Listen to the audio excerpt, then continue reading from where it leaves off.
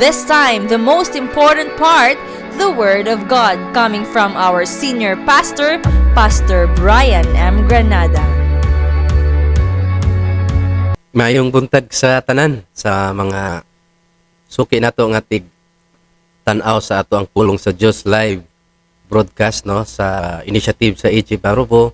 Maayong pagpaminaw ug maayong buntag sa inyong tanan. So nahibaluta nga ang tao dili mabuhi sa tinapay lamang kundi sa matag pulong nga magagula sa baba sa Dios. Sinungdan nga namugna kini nga programa mga kaigsunan para matugunan no mapakaon nato ang atong mga kalag. Maningingon sa Bible, man shall not live by bread alone but by every word that proceeds from the mouth of God. Mao nang importante gayud mga kaigsunan, mga kaigalaan nga ato pakanon ang atong mga kalag ug ang pagkaon sa atong kalag walay lain mga kaigsunan ang pulong sa atong buhi nga Dios. So nadungog nato mga kaigsunan ang testimony no ni Shelly, nindot kaayo no makita nato nga lain man ang dagan sa kinabuhi nato pero ang Ginoo mamuhat iplastar jud no. Iyo jud tang ipahiluna. So na bless ko sa kinabuhi ni Shelly na karon no na regular na siya, iya pod bana no nahimo na pong pulis. Tapos gipanalanginan sila sa Ginoo nga nakahimo sila og negosyo no kanang na sila business kanang bupana nga electrical supply no nga mo supply sila sa tanan mga wire. So praise God, blessing na sa ila. Usa na sa mga benefits nga makuha nato kung ipurso nato kung unahon nato ang Ginoo. So karon muhisgot ko bahin ana no about sa 5 benefits of putting the Lord first. 5 benefits of putting the Lord first. 5 ka mga benepisyo sa dihang unahon nato ang Ginoo. Sa dihang unahon nato sa kinabuhi ang Dios, butangan nato siya luna, butangan nato siya og kanabang dili secondary nga mga luna, kundi itong primary jud nga luna sa atong kinabuhi na ay mga nindot og maayo nga mahitabo sa atong kinabuhi mga kaigsunan. Pinaka-common nga verse ato makita diri sa Matthew chapter 6 verse 33. Ingon pa diri, seek first His kingdom and His righteousness, and all these things will be given to you as well. Si Buano o napagpangita ang gingharian sa Dios og ang iyang pagkamatarong og ang mga butang iyarang ikadugang. So magampo kita. Salamat kaayo nintak naa Ginoo sa kabuntagon. We praise you and we honor you. And this morning, Lord, as we meditate your word, may your heavenly wisdom, Lord, may your guidance, O God, overflows upon your servant. And Lord, may the hearers, the viewers of this program, Lord, ma-enlighten sila, matandog sila using your word. Bless us, Lord, as we ponder upon your word. This we ask and pray in Jesus' name. Amen and amen. 5 benefits of putting the Lord first. 5 ka mga benepisyo sa diyang unahon nato ang Ginoo. Mao ni ang nindot no nga mahitabo sa atong kinabuhi pag ginagahinan jud nato ang Ginoo. Kung magplano ta kanang ayaw kumplituha daan bago nimo imbitaron ang Ginoo. Dapat bago ka magplano nindot nga imo una gikumplito, imo una gipahiluna una ang Ginoo bago ka mohimog lakang. Kay kadalasan man gud sa ato maghimo tag plano kumplito na tanan bago nato ginatawag ang Ginoo mali na. So bago wala pay plano mahitabo una jud ang Ginoo bago nang maabot ang mga plano nato ideya nato. Mo nay nindot nga basihan kung ingana atong buhaton mga kaigsunan, una nga butang mahitabo sa ato when we put Him first, the Lord directs. When we put Him first, the Lord directs. Sa dihang unahon nato ang Ginoo, si Lord mogiya sa ato. Ingon ang Proverbs chapter 3 verse 6, in everything you do, put God first and He will direct you and crown your efforts with success. So kung unahon nato si Lord, in everything we do and you do, put God first. Ingon ang Bible. And then, unsa? And He will direct you. The Lord will direct us if we acknowledge Him first. Kung unahon nato siya, kung sa atong mga plano, una jud na prioridad siya, mga kaigsunan, giyahan ta niya, tabangan ta niya, matag steps nato. Siya magahanay, magagiya, mga path nga atong agihan, siya magaplastar sa ato. And then, ingon pa diri, and He will crown your efforts with success. Tanawa ra gud. Kurunahan niya ang imong hago, ang imong mga pagtrabaho, ang imong pagpaningkamot, ang imong pagkayod, kurunahan na sa Ginoo og success.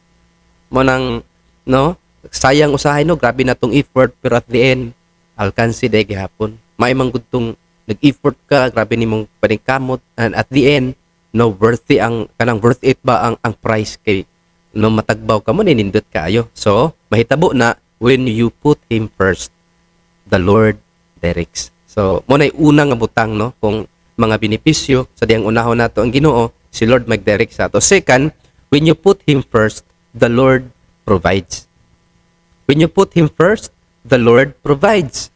So, kung unahon nato si Lord, siya mo tagbo sa atong panginahanglan. Ingon diri ang Chronicles chapter 16 verse 9, no? Second Chronicles chapter 16 verse 9, for the eyes of the Lord move and throughout the earth, that He may strongly support those whose heart is completely His. So di makita nato nga ang mata ni Lord, no, nasa ingon pa sa to and fro, no, nasa taas sa ubos, ang iyang mata nagaliklihok sa tibuok kalibutan aron unsa daw, that He may strongly support, aron lig-on nga iyang suportahan kadtong mga kasing-kasing nga iya gayud sa iya. So makita nato pag iunahon nato si Lord sa kinabuhi nato, si Lord mo provide jud sa ato mga panginahanglan. No, mo nang giingon sa Psalm 23:1, the Lord is my shepherd, I shall lack nothing, or I shall not want. Kay ngano man si Lord ang pinakanindot nga provider. Mao na nga kung magisgot gani tag simba na sa ang pagsimba. No? Siyempre ni mga panahon maglibog ta, no, na sa kinabuhi nato, simba panginahanglan. Okay ra di ka mo simba o niya tagbuon imo panginahanglan. Ang problema kay wa ka ni simba, wa pa jud natagbo imong panginahanglan. Ingon pa sa ubang term, double kill na siya, no? Mura nag-ingon nila sa email, no? Double kill nga makita nato nga lisod na sa kinabuhi, nga lisod pa ka sa kalibutan, impierno pa jud ka, pastilan. Managitawag nila nga double kill. Igsoon higala, no, kung unahon nato si Lord, na ay provision nga iandam niya sa ato. The best jud kaayo pag si Lord mo provide, matagbaw jud ka enough ang iyang provision sa atong kinabuhi. Kana kung unahon nato siya. Number 3, when you put Him first, the Lord protects. Ha? When you put Him first, the Lord protects. So kung unahon nato si Lord, siya magapanalipod ka nato. Wow, kanindot kayo, no? Di na ka kinahanglan magbayad ka og security guard, di na ka kinahanglan magsweldo og tao, di na kinahanglan pa nga grabig mga kural noon sa nalang natin pangbutang. All you have to do is to put Him first. Kaya nga naman, the Lord will protect. Pagkanindot kayo, siya ang atong protector. Psalm 34 verse 7, the angel of the Lord encamps around those who fear Him, and He delivers them. Wow, kanindot kayo, nga katong mga angel ni Lord, magatabon, magapalibot sila, no? Magakural sila, atong mga tao nga naay kahadlok sa Dios, og siya unsa daw nagapalingkawas kanila.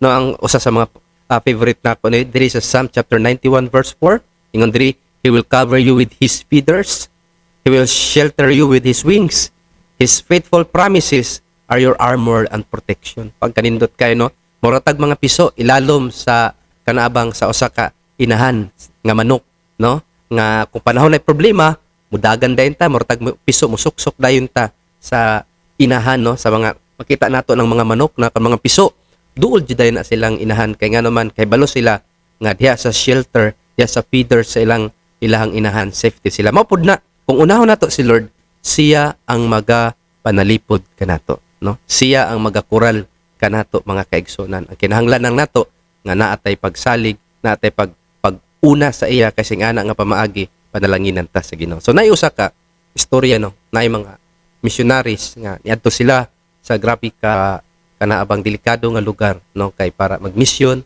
para magwali, magsangyaw. Kunya mga kaigsuonan, mudagan tog pila ka adlaw, almost 5 days nga journey nila para makabot sila sa venue.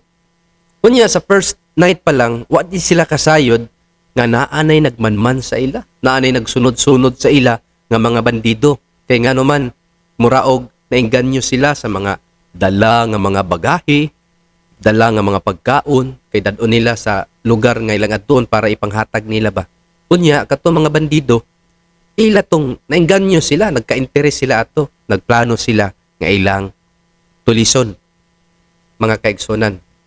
Unya, pagka second day, dito na sila, gusto na sila mulusob, no? Nagplano na sila, mga alas 5 pa, alas 4 sa hapon, nagplano na sila.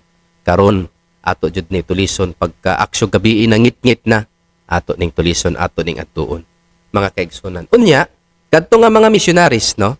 Mga kaigsunan, na ay nag-back up sa ilang nga church, no? Nag-ampo sa ila. Unya, kadto nga time, no? Mga kay nagplano na ang mga bandido, mga alas 5, alas 4 sa hapon, nagplano na sila nga pagkagabi 7, 8 ilang nga atuon para ransako nila, kuhaon to nilang mga kuan. So mo to ilang plano.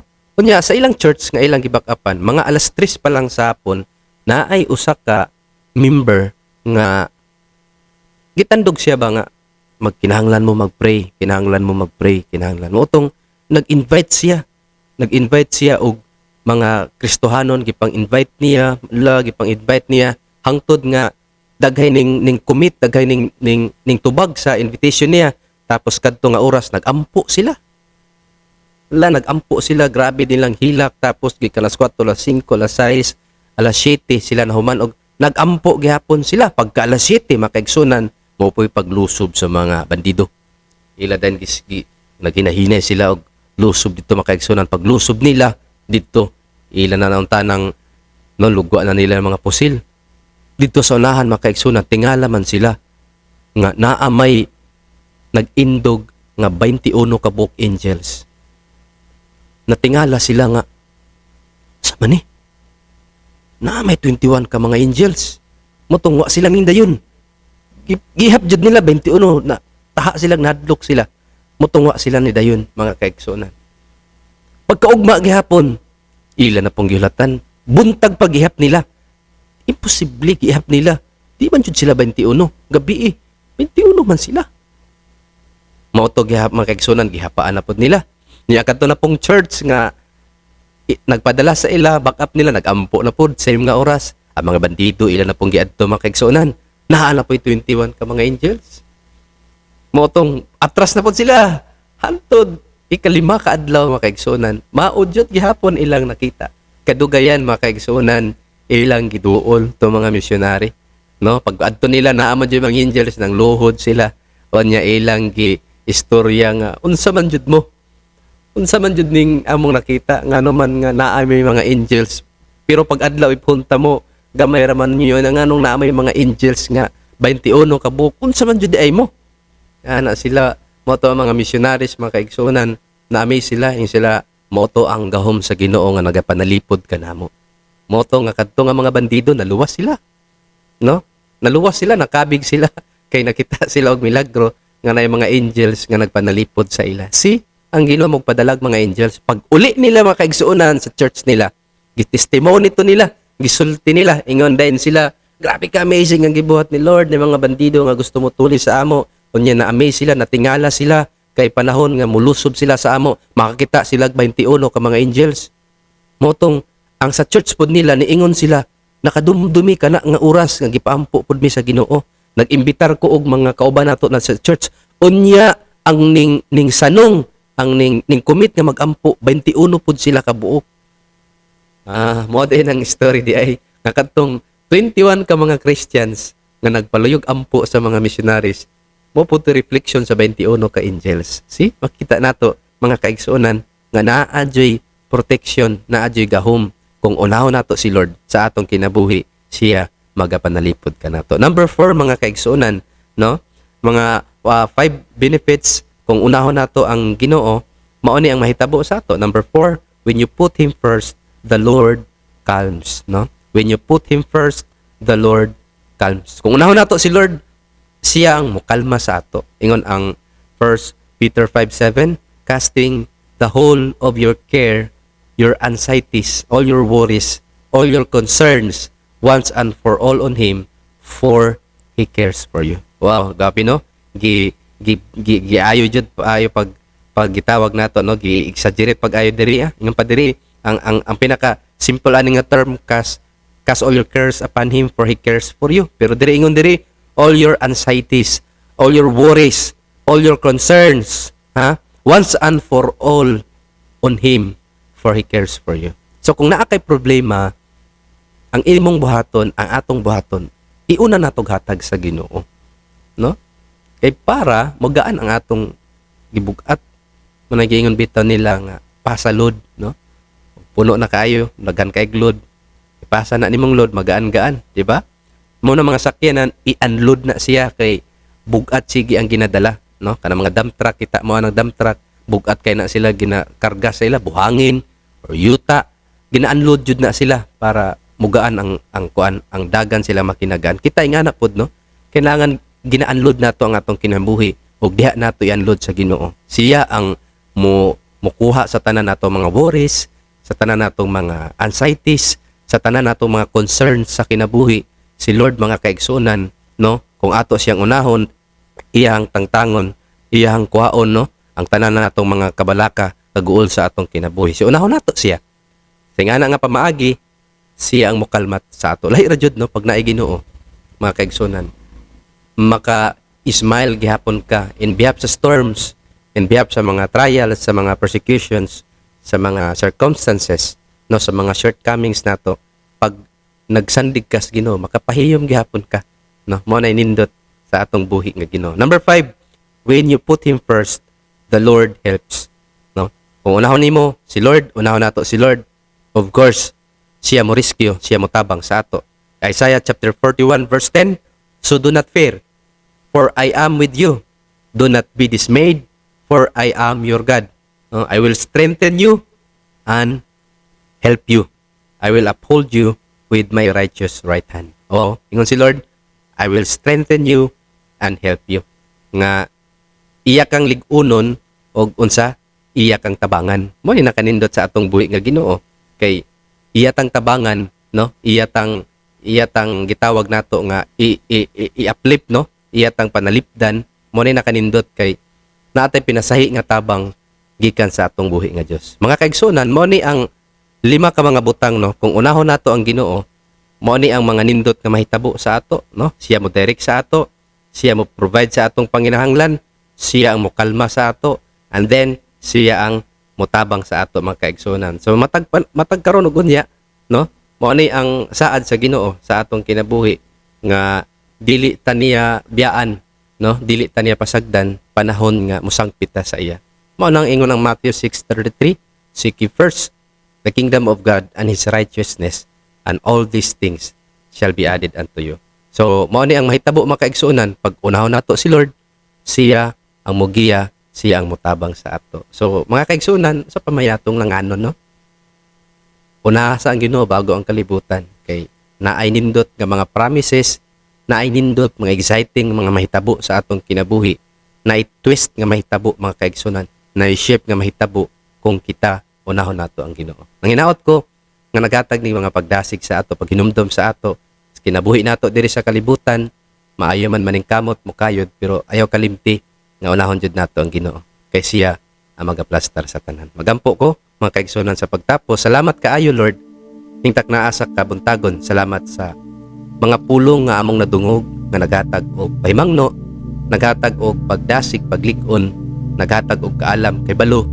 Sa journey namo sa kalibutan, unahon ka namo, Ginoo, ang imo pagkamatarong bago ang mga butang sa kalibutan.